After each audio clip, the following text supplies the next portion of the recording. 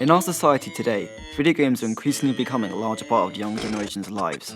A recent study has shown that the average 13-year-old spends 7.3 hours a week playing video games, yet other players can total up hundreds of hours playing games all by themselves, and it brings up the question whether this is a harmless hobby or a destructive addiction.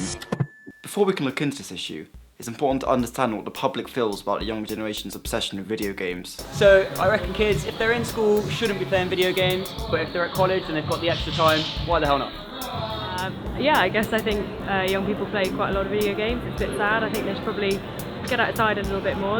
I think video games can be helpful because there have been studies done that prove that they increase learning ability and reaction time in young people who play fast-paced video games.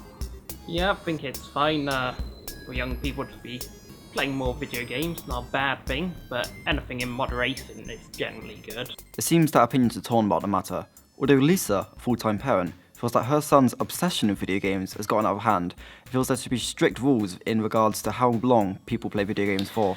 Personally, I think that video games are destroying the younger generation. My son does nothing except play his violent games as soon as he gets home from school. He does not revise or socialise with friends, and therefore he's falling behind in school. I feel that there should be strict rules in place on the amount of time people play games for, and maybe then my son would finally do something more productive. This is an opinion shared by many parents, yet despite this, the gaming community is growing rapidly. Mark Webster, a professor at Bristol University, feels that there are many benefits regarding video games. There's a big misconception around video games. In reality, video games can be very beneficial. Oxford studies have shown that children who play a moderate amount of games are happier, more social. Young people who indulge in video game playing are associated with being better adjusted to the outside world.